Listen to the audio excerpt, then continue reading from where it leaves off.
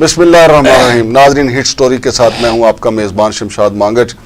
हमारे स्टूडियो में मौजूद हैं जनाब रियासत अली आज़ाद साहब। इनसे हम जानेंगे कि उस्मान मिर्ज़ा उर्फ उस्मान मोटू गैंग जो है उनके खिलाफ दफात की तो भरमार कर दी गई है। देखना यह है कि अदालतें उनको कितनी सज़ा देंगी। कहीं ऐसा तो नहीं कि पुलिस वज़ीर-ए-आज़म के प्रेशर को कम करने के लिए, अवाम के प्रेशर को कम करने के लिए इन दफात की भरमार कर रही है। अगरचे होना तो वाकई ये चाहिए कि मुल्ज़मान को सज़ा मिले, और ये भी इंकशाफ हुआ है कि मुल्ज़मान 6 नहीं बल्कि 14 हैं। 6 गिरफ्तार हैं और 8 की गिरफ्तारी के लिए कोशिश की जा रही है। और ये भी मालूम हुआ है कि मरकजी मुल्ज़िम उस्मान मिर्ज़ा उर्फ उस्मान मोटू टिकटॉक स्टार बनने का भी ख्वाहिशमंद है, और उसके जो स्टाइल हैं वो सारे टिकटॉक स्टार वाले जो हैं वो इंडियन फिल्मों से बड़ा मरूब नज़र आता है। तो रियासत अली आज़ाद साहब से हम जानेंगे। रियासत अली आज़ाद साहब, ये जो 7 दफात लगाई हैं पुलिस ने नई, तो क्या समझते हैं कि इस मुकदमे का जब ये मामला अदालतों में जाएगा क्या मुस्तकबिल होगा जो हमारा सिस्टम है उसके मुताबिक?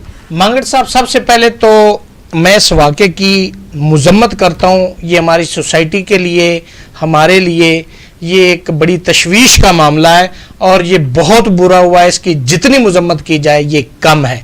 अब आपके मैं सवाल की तरफ आता हूँ कि इसका मुस्तकबिल क्या होगा। मैं आज मांगट साहब आपके प्रोग्राम में बात कर रहा हूँ। अल्लाह ताला आपको भी ज़िंदगी दे और मुझे भी।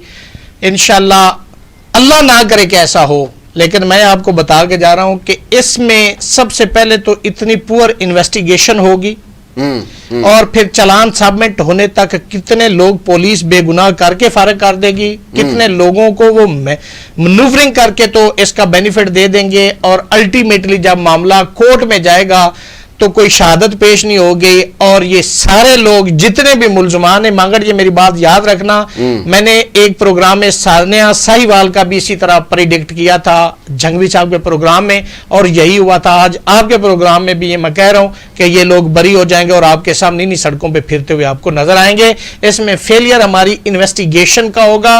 देखें, कोर्ट्स के अंदर जब मामला जाता है तो कोर्ट सिर्फ इन्वेस्टिगेशन के दौरान जो एविडेंस कलेक्ट की जाती है उसकी बुनियाद पे उसने फैसला करना होता है। अगर एविडेंस ही नहीं होगी तो कोर्ट को, आल्दो उसने अपनी आंखों से भी देखा होगा, आल्दो कि अगर ऐसे मामले में वो कोर्ट खुद को वो जज नहीं होगा, लेकिन मैं एक मिसाल दे रहा हूं कि अगर कोर्ट ने खुद भी अपनी आंखों से देखा होगा तो वो उसको सजा नहीं दे सकती अनटिल अनलेस, चूंकि हमारे सिस्टम के अंदर, हमारे कानून के अंदर है कि एविडेंस को देख के फैसला करना है।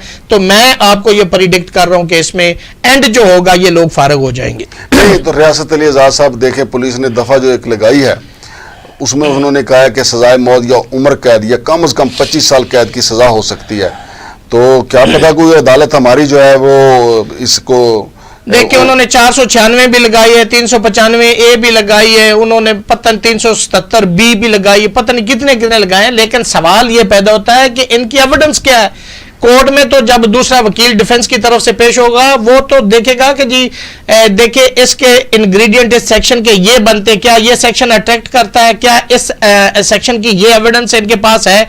जब उस लेवल की एविडेंस नहीं होगी, ऐसा मटेरियल नहीं होगा और प्रोसिक्यूशन उसको साबित नहीं कर सकेगी, तो अल्टीमेटली उसका बेनिफिट तो मुल्ज़म को जाएगा और मुल्ज़म जो है वो दनाता हुआ फिर चला जाएगा।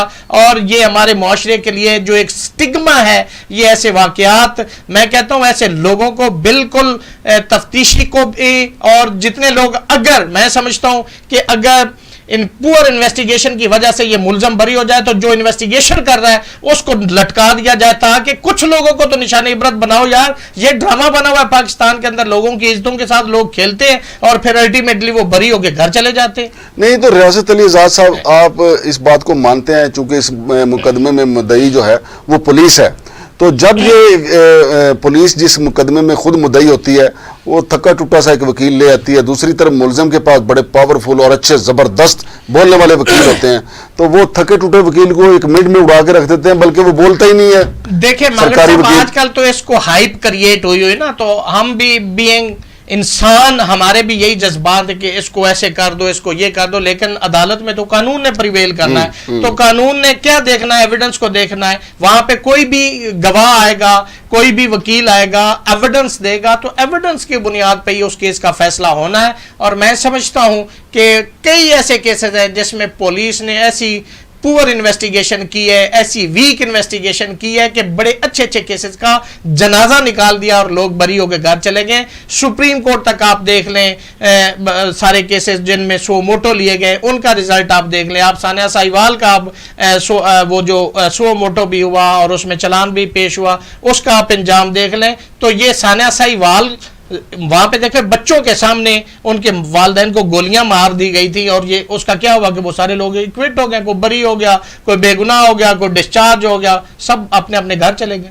اچھا ریاست علی اعجاز صاحب، کیا آپ سمجھتے ہیں کہ پولیس پیسے لے کے اس کی تفتیش کا رخ موڑے گی، یا جو ملزمان ہیں عثمان مرزا عرف عثمان موٹو جو ہیں اس کی دہشت کی وجہ سے جو لڑکی اور لڑکا ہیں وہ پیچھے ہٹ جائیں گے اور کیس کا بیڑا غرق ہو جائے گا؟ آپ کیا سمجھتے ہیں؟ دیکھیں میں ایسی بات مجھے الہام تو ہوتا نہیں ہے، لیکن اس چیز کو رول آؤٹ نہیں کیا جا سکتا.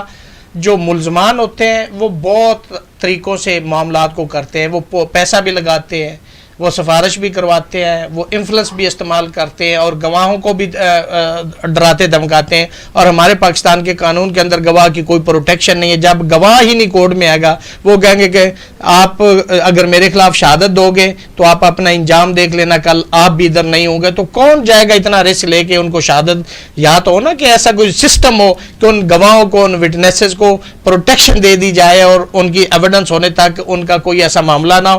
یہاں پہ انہیں جو ہی پتہ چلے گا چلان میں کالم نمبر فلاں میں اتنے یہ گواہان ہیں تو وہ سب سے پہلے ان کو پہلے پیسے کی آفر کریں گے، منت سماجت کریں گے. نہیں ہوگا تو الٹیمیٹلی وہ سیدھے ہو جائیں گے، کہیں گے کہ جی آئیں عدالت میں آپ کو بھی دیکھ لیں گے، ہم تو جا ہی رہے ہیں، ہمیں تو سزائے موت ہوگی، آپ کا بھی ہم انجام ایسا کریں گے. تو وہ کون ادھر جا کے شہادت دے گا؟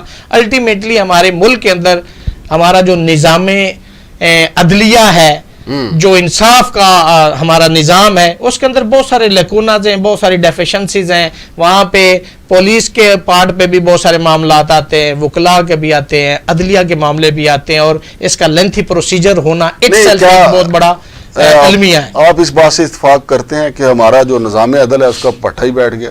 دیکھیں میں سمجھتا ہوں کہ اس کو اپ ڈیٹ کرنے کی ضرورت ہے، اس کی اپ گریڈیشن کی ضرورت ہے، اس کے اندر اپ رائٹ لوگوں کی ضرورت ہے، آنیسٹ لوگوں کی ضرورت ہے. لیکن ہمارا چونکہ یہاں پہ جتنی بھی جوڈیشری میں ہم میں سے ہیں، ہمارے برادریوں کے سسٹم میں تعلق کے واسطے کہیں نہ کہیں اس میں کمی کوتاہی رہ جاتی ہے، جس کی وجہ سے وہ جو انصاف کے تقاضے ہیں وہ شاید پورے نہیں. اچھا ریاست علی اعجاز صاحب، پچھلے ایک مہینے میں یہ جو ویڈیو ہیں غیر اخلاقی ویڈیو، ان کا سیلاب آیا ہوا ہے. مفتی عزیز الرحمان کی ویڈیو آئی، مفتی کبھی کی ویڈیو آئی، پھر یہ جو ویڈیو ہے یہ آئی، پھر ایک اور ویڈیو طاقتور شخص کی آئی جس کا پھر کسی نے نام نہیں لیا. میرے سمیت میں بھی بھائی اپنی قومی سلامتی نہیں بلکہ اپنی سلامتی کے ڈر سے میں نے بھی بات نہیں کی.